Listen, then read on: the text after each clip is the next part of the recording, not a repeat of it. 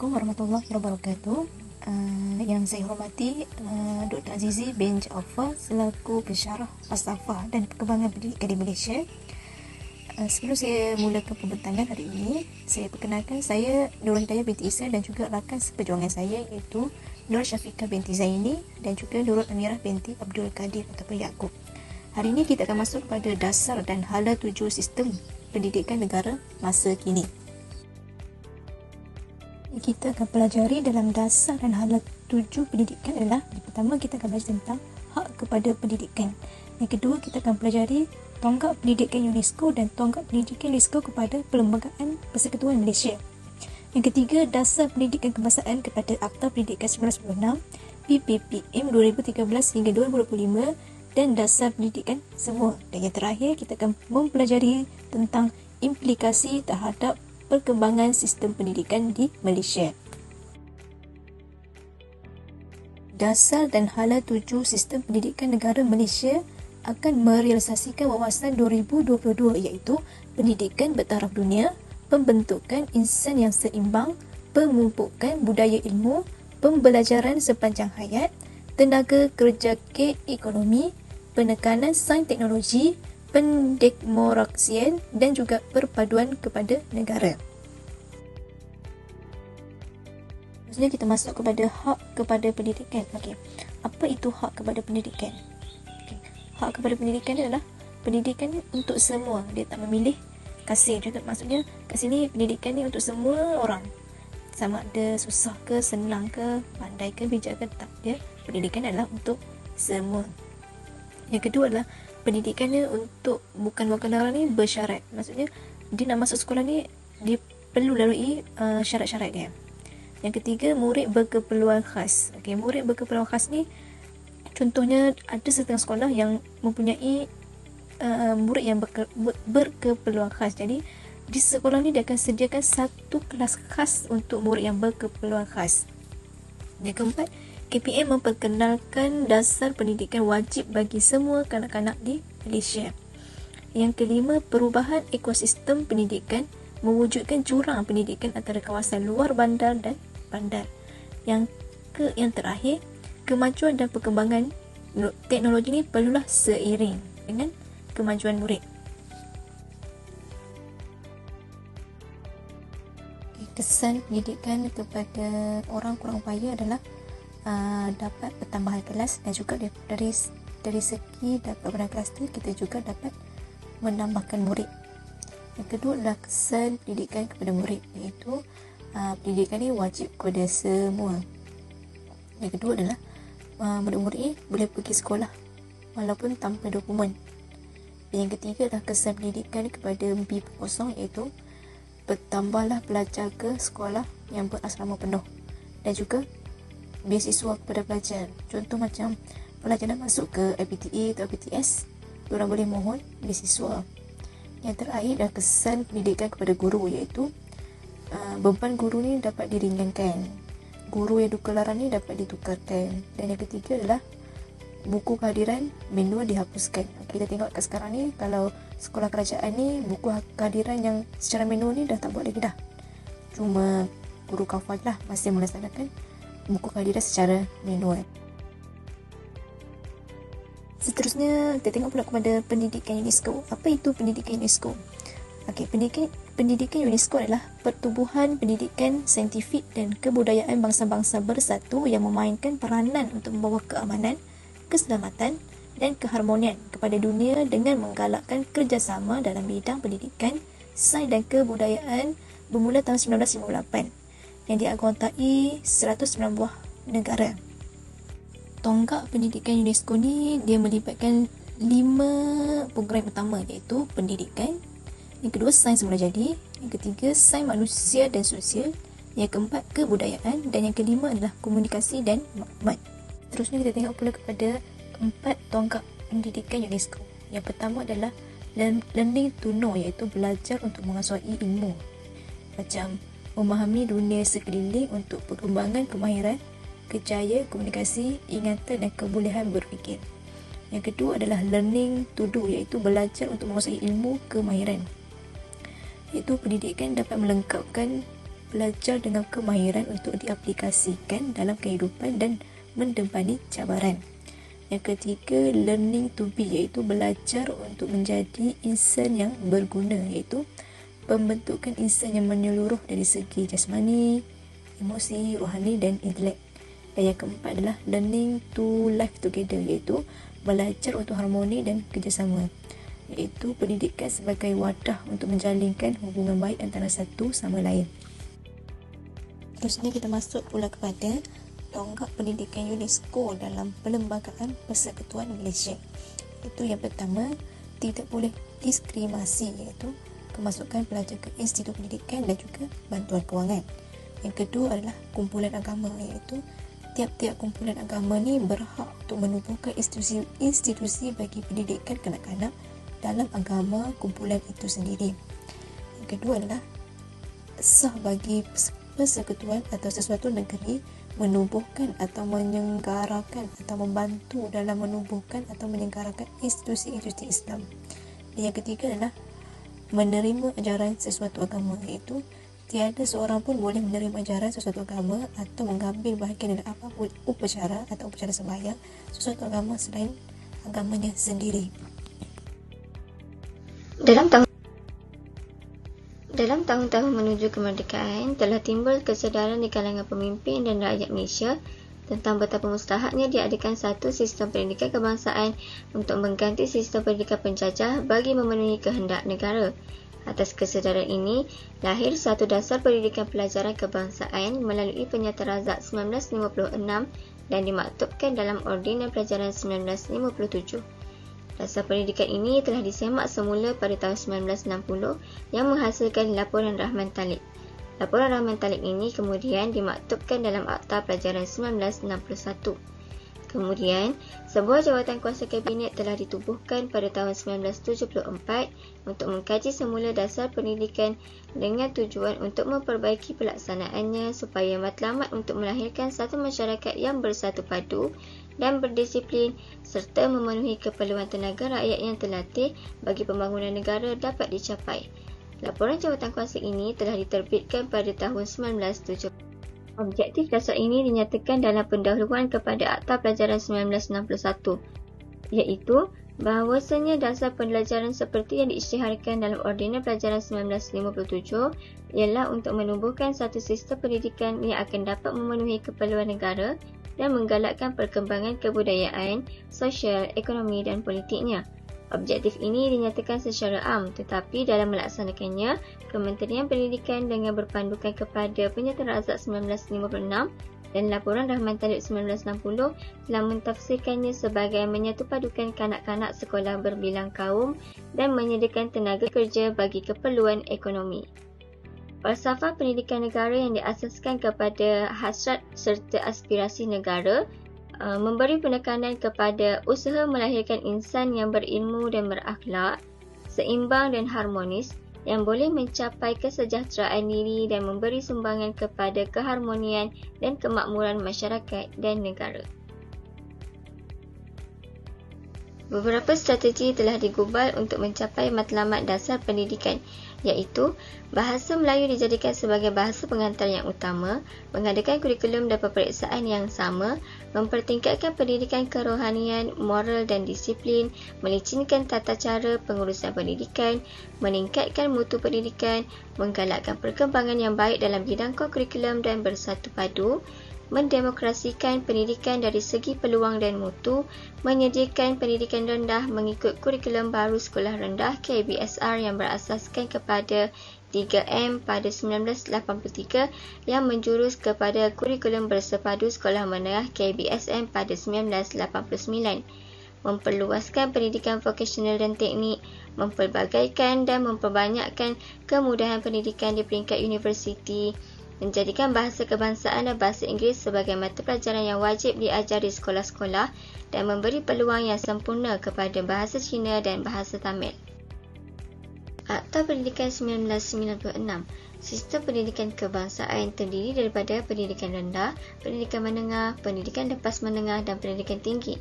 Pendidikan rendah ialah bagi tempoh 5 hingga 7 tahun. Pendidikan menengah pula terdiri daripada menengah rendah dan menengah tinggi. Menengah rendah kursus 3 tahun selepas tamat pendidikan rendah. Menengah tinggi pula ialah selepas tamat pendidikan menengah rendah. Pendidikan lepas menengah iaitu selepas tamat pendidikan menengah tinggi tetapi tidak termasuk pendidikan tinggi.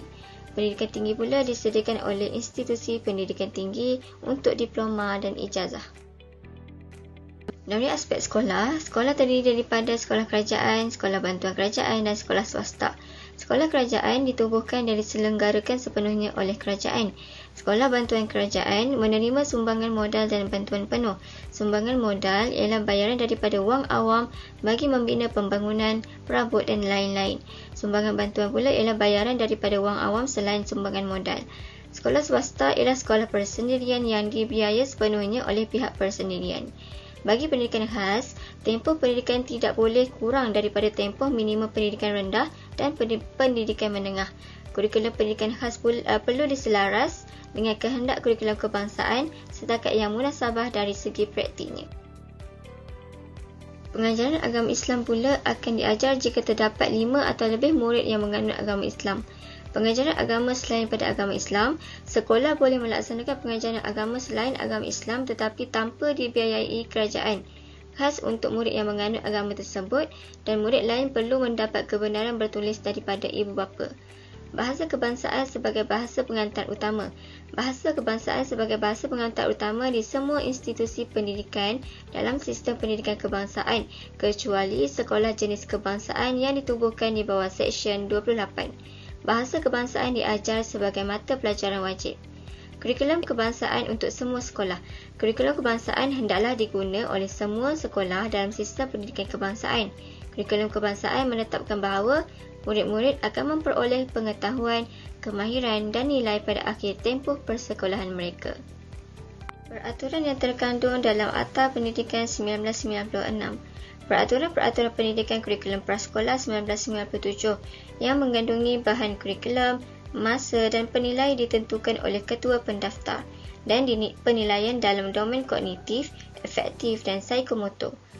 Peraturan-peraturan pendidikan kursus pengajian dan program latihan Maktab Pendidikan Guru 1997 yang dijadikan rujukan tenaga pengajar yang berkelayakan untuk mengendalikan kursus. Dan juga peraturan-peraturan pendidikan kurikulum 1997 yang menggariskan mata pelajaran teras, wajib dan elektif untuk kelas peralihan dan tingkatan 6. Dasar pendidikan semasa ialah Pelan Pembangunan Pendidikan Malaysia 2013 hingga 2025. Pelan Pembangunan Pendidikan Malaysia ini dilancarkan pada 6 September 2013. Kementerian Pendidikan Malaysia memberi penekanan kepada menambah baik sistem dan mempercepatkan perubahan kaedah pelaksanaan program. Dalam tempoh pelaksanaan ini, tumpuan akan diberikan kepada peningkatan kualiti pengajaran dengan meningkatkan kemahiran guru sedia ada di dalam sistem, meningkatkan kualiti kepimpinan sekolah dengan memperbaiki pendekatan pelantikan dan melatih pengetua atau guru besar dan meningkatkan kadar literasi bahasa Malaysia dan bahasa Inggeris dan numerasi menerusi program pemulihan yang intensif. 3 gelombang transformasi bagi Pelan Pembangunan Pendidikan Malaysia 2013 hingga 2025 selama 13 tahun. Gelombang 1 iaitu pada 2013 hingga 2015, tumpuan kepada usaha memperbaiki sistem dengan memberi sokongan kepada guru dan tumpuan kepada kemahiran utama. Gelombang kedua pula pada 2016 hingga 2020 mempercepatkan penambahbaikan sistem. Dan gelombang ketiga iaitu pada 2021 hingga 2025 iaitu sekarang menganjak ke arah kecemerlangan menerusi operasi iaitu fleksibel. 5 aspirasi sistem pendidikan iaitu akses, kualiti, equity, perpaduan dan kecekapan. 6 aspirasi murid pula pengetahuan, kemahiran berfikir, kemahiran memimpin, kemahiran dewi bahasa, beretika dan beragama dan beridentiti kebangsaan. 11 anjakan utama dalam mentransformasikan sistem pendidikan negara. Yang pertama, menyediakan kesamarataan akses kepada pendidikan berkualiti bertaraf antarabangsa. Antaranya, KSSM dan KSSR disemak semula pada tahun 2017, pelaksanaan PBS dan meningkatkan kualiti STEM. Yang kedua, memastikan setiap murid menguasai kemahiran dalam bahasa Malaysia dan bahasa Inggeris serta mempelajari bahasa tambahan seperti program Nilai Sekolah, meningkatkan kualiti guru bahasa Inggeris dan juga bahasa tambahan menjelang 2025. Yang ketiga, melahirkan rakyat yang menghayati nilai seperti pengukuhan pendidikan Islam dan moral, penglibatan satu murid satu sukan dan pelaksanaan RIMUB 2016. Yang keempat, mentransformasi profesion keguruan menjadi profesion pilihan. Mengetatkan syarat kemasukan guru, merombak semula APG dan laluan kerjaya guru berasaskan prestasi. Anjakan yang kelima, memastikan kepimpinan berprestasi tinggi ditempatkan di setiap sekolah. Dengan ini memperkukuhkan kriteria untuk pelantikan pengetua atau guru besar. Yang keenam, mengupaya JPN, PPD dan sekolah untuk menyediakan penyelesaian khusus berasaskan keperluan. Semua program sekolah dipimpin oleh PPD dan 100% sekolah mempunyai kemudahan asas pembelajaran. Yang ketujuh, memanfaatkan ICT bagi meningkatkan kualiti pembelajaran di Malaysia. Pelaksanaan ini dengan menyediakan internet melalui program Satu Bestarinet dan juga penggunaan ICT bagi pembelajaran jarak jauh. Anjakan yang ke-8, mentransformasi kebolehan dan keupayaan penyampaian kementerian. Dengan ini memberi hak kepada JPN atau PPD untuk membuat bajet dan urusan personal. Yang ke-9, bekerjasama dengan ibu bapa, komuniti dan sektor swasta. Cara ini pelibatan ibu bapa dan akses atas talian terhadap kemajuan anak. Yang ke-10, memaksimumkan keberhasilan murid bagi setiap ringgit. Dengan ini mengaitkan setiap program dengan keberhasilan murid. Dan anjakan yang terakhir iaitu anjakan yang ke-11, meningkatkan ketelusan untuk kebertanggungjawaban awam secara langsung. Menerbitkan laporan tahunan awam terhadap PPPM dan juga semakan komprehensif terhadap PPPM kekal relevan. Baiklah, seterusnya kita tengok implikasi terhadap perkembangan sistem pendidikan di Malaysia. Implikasi ini mempunyai 4. Yang pertama, implikasi terhadap kurikulum. Yang kedua, implikasi terhadap pendidik. Yang ketiga, implikasi terhadap Kementerian Pendidikan. Dan yang keempat, implikasi terhadap pembentukan sistem pendidikan bertaraf dunia. Implikasi terhadap kurikulum. Yang pertama, perubahan sukatan pembelajaran yang berorientasikan kepada program bersepadu. Yang kedua, nilai-nilai murni dimasukkan dalam semua pembelajaran. Program pendidikan yang berorientasi melahirkan insan yang seimbang. Dan yang terakhir, sukatan pembelajaran yang sesuai. Seterusnya, kita tengok implikasi terhadap pendidik. Terhadap pendidik, ia akan membuat perubahan sikap ke arah merealisasikan tujuan dan cita falsafah pendidikan kebangsaan. Yang kedua, membuat perubahan profesional dengan mengubah strategi dan teknik pengajaran yang sesuai bagi mencapai pendidik berkualiti, insan terdidik dan negara sejahtera. Implikasi yang ketiga ialah implikasi terhadap Kementerian Pendidikan. Untuk implikasi terhadap Kementerian Pendidikan, ia terbahagi kepada 3 aspek. Yang pertama, pembangunan insan. Yang kedua, pembangunan sumber pendidikan. Dan yang ketiga, penyelidikan dan pembangunan R&D.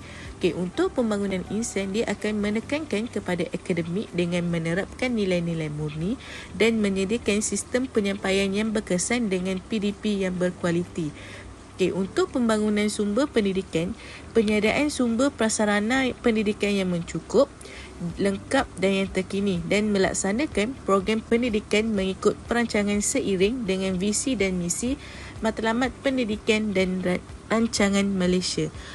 Untuk aspek yang ketiga iaitu penyelidikan dan pembangunan, ia akan mempertingkatkan sistem pendidikan kebangsaan, menyediakan tenaga pakar dalam bidang penyelidikan dan mampu membuat penyelidikan berkualiti yang boleh diguna pakai untuk semua.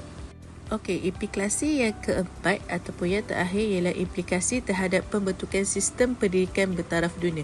Kita tengok dari pergi prasarana yang berkualiti. Kalau dari segi teknologi, kita akan mengaplikasikan teknologi yang canggih meliputi internet dan TMK, teknologi maklumat dan komunikasi. Untuk bahagian warga pendidikan, kita akan menyediakan pendidikan yang profesional, yang proaktif, kreatif dan kreatif. Untuk dari segi kurikulum, kita akan kemaskinikan dan bersesuaian dengan perlembagaan terkini. Untuk penyelidikan, kita akan memperkasakan penyelidikan dan pembangunan, dan dasar pendidikan kita akan buat dasar pendidikan terbuka. Kesimpulannya, sudah terang lagi bersuluh bahawa dasar-dasar ini memainkan peranan yang amat penting dalam memastikan hala tuju pendidikan di Malaysia dapat terus bergerak ke arah harapan. Oleh itu, setiap lapisan masyarakat, tidak mengira bangsa, agama dan budaya, perlulah bersatu padu dalam memastikan dasar-dasar ini dapat dilaksanakan secara efektif dan menyeluruh. Falsafah, dasar dan sistem pendidikan walaupun dilihat secara berbeza dengan fungsi yang berbeza, tetapi hakikat pelaksanaannya adalah satu. Ketiga-tiga saling berhubung kait ke arah pelaksanaan pendidikan yang sempurna dan mencapai matlamat yang dihasratkan.